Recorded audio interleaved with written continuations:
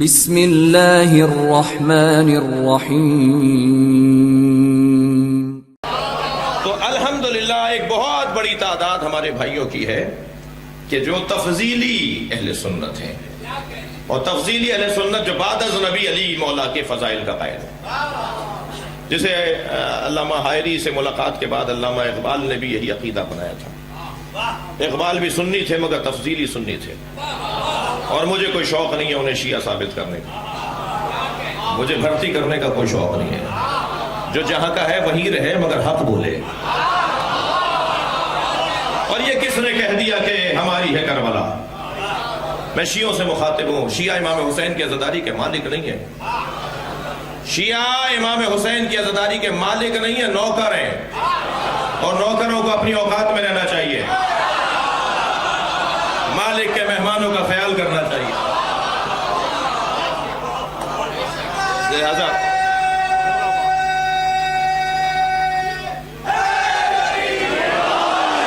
شاعر دو مصروں میں کہتا ہے، یہ کس نے کہہ دیا کہ ہماری ہے کربلا؟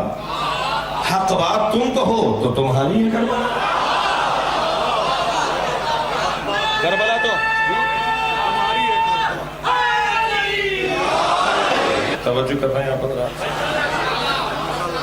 تو یہ ویسے بھی الحمدللہ تفضیلیوں کی بات کر رہا تھا۔ علامہ اقبال، علامہ حضرت آیت اللہ حائری سے ملاقات کے بعد تفضیلی ہو گئے تھے، اور ان کے دو مصرے تو بڑے مشہور ہیں۔ کہاں ہیں سہیل صاحب؟ ان کے دو مصرے تو بڑے مشہور ہیں۔ علامہ اقبال کہتے ہیں کہ ہے ان کی طبیعت میں تشیع بھی ذرا سا۔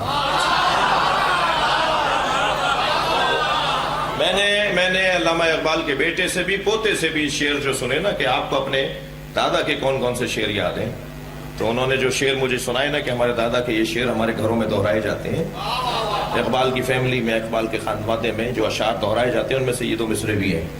ہے ان کی طبیعت میں تشیع بھی ذرا سا، تفضیل علی ہم نے سنی ان کی زبانی۔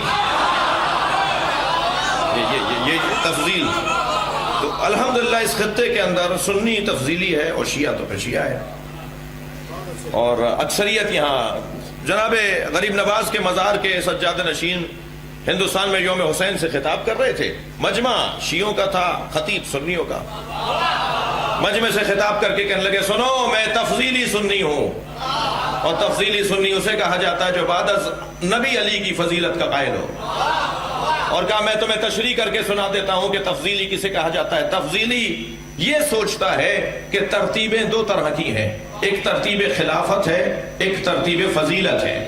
علی ترتیب خلافت میں چوتھے ہیں، ترتیب فضیلت میں پہلے ہیں۔